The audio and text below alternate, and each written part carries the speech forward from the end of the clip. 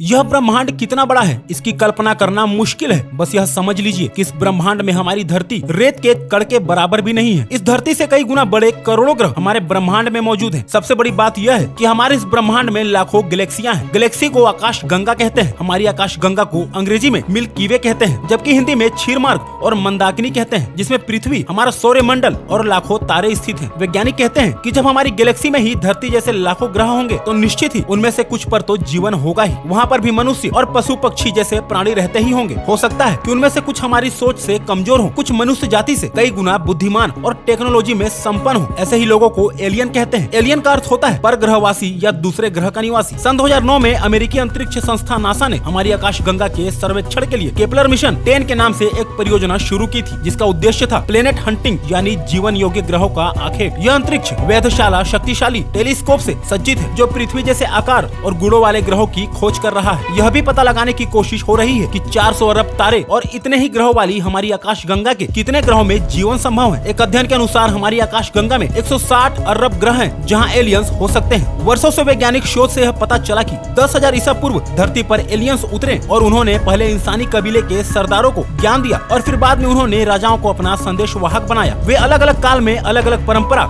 समाज की रचना कर धरती के देवता या कहें कि फरिश्ते बन बैठे। Egypt, Mesopotamia, Sumerian, Inca, Babylonia, Sindhu घाटी, माया, मोहनजोदाड़ो और दुनिया की तमाम सभ्यताओं के विकास में उन्हीं का योगदान रहा है। उन्होंने ही चीन, भारत, मिस्र, इजराइल, अमेरिका और रसिया में ऐसे स्मारक, पूजा स्थल या अजूबे बनाए जिन्हें बनाना मनुष्य के बस की बात ही नहीं लगती। हिस्ट्री चैनल की रिपोर्टर के मुताबिक प्राचीन सभ्यताओं के स्मारकों पर शोध करने वाले मशहूर लेखक एरिक वॉन डेनिकेन की किताब चैरियट ऑफ गॉड्स ने दुनिया की सोच को बदल कर रख दिया है। उनके अनुसार मिस्र के निवासियों के पास गीजा के पिरामिड बनाने के लिए न तो औजार थे और न ही इन्हें बनाने का ज्ञान था। इस तरह इन्हें अवश्य ही एलियंस ने बनाया होगा। यदि भारत के संदर्भ में बात करें तो ऐसे कई मंदिर हैं जिन्हें आज की आधुनिक मानव तकनीक से भी नहीं बनाया जा सकता। एक सर्वेक्षण के मुताबिक विश्व में 20% लोगों का मानना है कि एलियंस हमारे बीच इंसानों के भेष में घूमते हैं। समाचार एजेंसी रॉयटर्स ने एक सर्वेक्षण किया जिसमें 22 देशों के 23,000 लोगों से सवाल पूछे गए। भारत और चीन में 40% से ज्यादा लोगों का मानना है कि एलियंस पृथ्वी पर मनुष्यों के भेष में घूमते हैं। वहीं नीदरलैंड, स्वीडन और बेल्जियम के ज्यादातर लोग ऐसा नहीं मानते। वहाँ केवल 8% लोग ही एलियंस की उपस्थिति पर विश्वास करते हैं। सर्वेक्षण में हिस्सा लेने वाले लोगों में से 80% को पक्का भरोसा है कि एलियंस हमारे बीच नहीं रहते हैं। वैज्ञानिकों ने कई सालों के रिसर्च के बाद यह पता लगाया कि ओरायन एक ऐसा नक्षत्र है जिसका हमारी धरती से कोई गहरा संबंध है। भारतीय, मिस्र, मोसोपोटामिया, माया,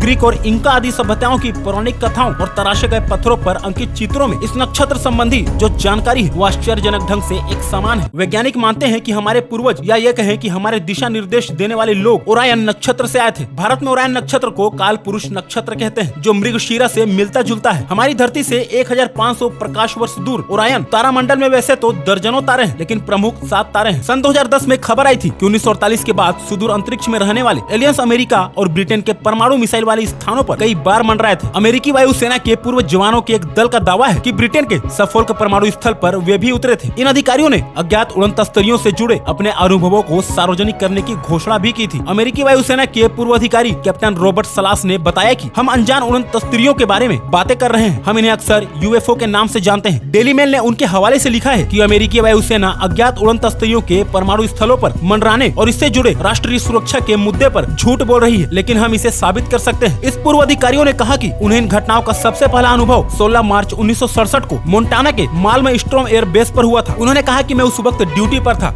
जब एक वस्तु स्थल के ऊपर आई और मंडराने लगी। मिसाइलों ने काम करना बंद कर दिया और ऐसा एक हफ्ते बाद एक अन्य परमाणु स्थल पर भी हुआ। एक और अधिकारी कर्नल चार्ल्स हार्ट ने कहा कि उन्होंने इप्सविच के करीब आरएफ बेटवाटर्स में एक यूएफओ को देखा था। यह ब्रिटेन के उन चुनिंदा स्थलों में जहां परमाणु हथियार है। नासा के एक वैज्ञानिकों ने अनुमान जताया कि हो सकता है कि एलियंस धरती पर आए हों, लेकिन हमें पता न चला हो। नासा के कंप्यूटर साइंटिस्ट और प्रोफेसर सिल्वानो पी कोलंबो ने एक रिसर्च पेपर में ऐसा दावा किया है कि हो सकता है कि एलियंस की संरचना परंपरागत कार्बन संरचना पर आधारित न हो, इसलिए हमें इनका पता न चल पाया हो। सिल्वानो ने कहा कि एलियंस संभवतः इंसानों की कल्पना से बिल्कुल अलग दिखते हो। छत्तीसगढ़ के बस्तर जिले में एक गुफा में 10,000 वर्ष पुराने शैल चित्र मिले हैं। नासा और भारतीय आर्कियोलॉजिकल की इस खोज ने भारत में एलियंस की रहने की बात पुख्ता कर दी है। यहाँ मिले शैल चित्रों में स्पष्ट रूप से एक उड़न तस्तरी बनी हुई है। साथ ही इस तस्तरी से निकलने वाले एलियंस का चित्र भी स्पष्ट रूप से देखा जा सकता है, जो आम मानव को एक अजीब छड़ी द्वारा निर्देश दे रहा है। इस एलियंस ने अपने सिर पर हेलमेट जैसा भी कुछ पहन रखा है, जिस पर कुछ एंटीना लगे हैं। वैज्ञानिक कहते हैं कि 10,000 वर्ष पूर्व बनाए बनाए गए ये चित्र स्पष्ट करते हैं कि यहाँ एलियन आए थे, जो तकनीकी के मामले में हमसे कम से कम 10,000 वर्ष आगे हैं। दुनिया भर की प्राचीन सभ्यताओं के चित्र में ऐसे चित्र भी मिलते हैं जिसमें एक अंतरिक्ष यान के साथ एक अजीब सा मानव दर्शाया गया है। Egypt, Mesopotamia, Sumerian, Inca, Babylonia, Sindhu घाटी, माया, मोहनजोदाड़ो और दुनिया की तमाम सभ्यताओं के टेक्स्ट में लिखा है कि जल्दी ही लौट आएंगे हमारे आकाश देव और फिर से धरती के मुखिया होंगे।